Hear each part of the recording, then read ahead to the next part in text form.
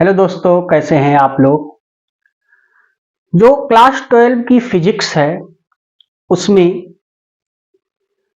Class 12 की physics में जो लघु उत्तरीय प्रश्न है उसमें कुछ मैथमेटिकल पार्ट आपके पेपर में पूछे आते हैं और उस मैथमेटिकल पार्ट में जो बायोलॉजी वाले बच्चे हैं वो काफी गलती करते हैं। आज उसी विषय पर हम डिस्कस करेंगे। तो जो 12 क्लास की फिजिक्स है, फिजिक्स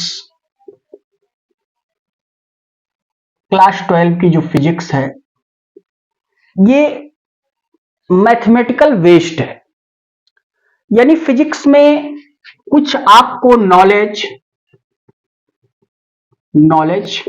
मैथमेटिक्स का होना आवश्यक है। मैथमेटिक्स का कुछ नॉलेज रखना आवश्यक है, क्योंकि मैथमेटिक्स में अगर नॉलेज आप नहीं रखते हैं तो क्लास 12 की फिजिक्स के जो डेरिवेशनल पार्ट हैं वो भी आपके लिए थोड़ा सा कठिन लगेंगे। फिजिक्स में जो न्यूमेरिक पार्ट है वो भी आपको कठिन लगेंगे। तो आज हम उन्हीं विषयों की चर्चा करने के लिए उपस्थित हुए हैं कि जो न्यूमेरिक पार्ट है उसमें किस तरीके का मैथमेटिकल फॉर्मेशन जो दिया जाता है और उसको आप आसानी से हैंडल कर पाए पेपर में, क्योंकि सवाल जो भी आते हैं वो सूत्र पे ही निर्भर रहते हैं, लेकिन उस सूत्र में थोड़ा सा जो मात्रक है उसको इधर उधर कर दिया जाता है, चेंज कर देते हैं।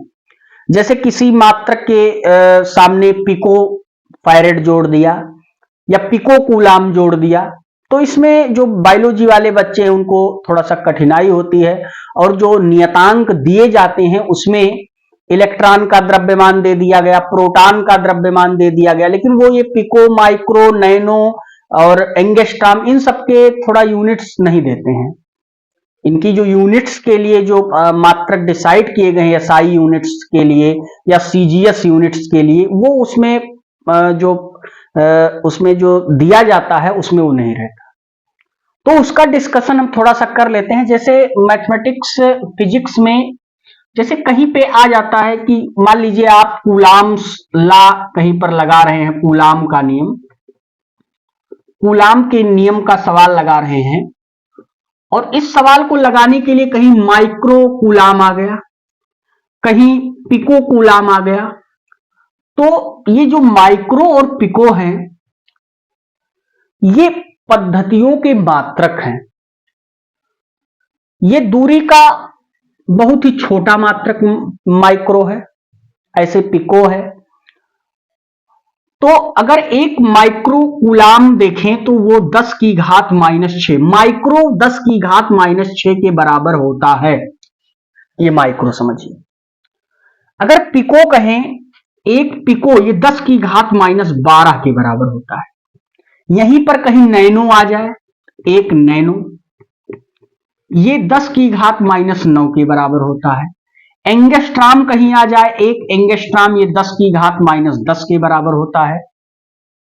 इन सब चीजों को आपको जानकारी रख के ही परीक्षा में जाना है कि आप इनको चेंज कर पाए। आपके पेपर में एक चीज और पूछता है एनसीईआरटी, एक पद्धति के मात्रक को दूसरे पद्धति में बदल देना। जैसे विद्युत क्षेत्र की तीव्रता का एक मात्रक है न्यूटन प्रतिकूलाम, न्यूटन प्रतिकूलाम, और उसी का एक मात्रक है वोल्ट प्रति मीटर, वोल्ट प्रति मीटर। तो ऐसे रिचेंज करने के लिए भी उसमें क्वेश्चन आपको दे सकता है। तो एक प्रश्न आप यहां से तैयार करके जाएंगे।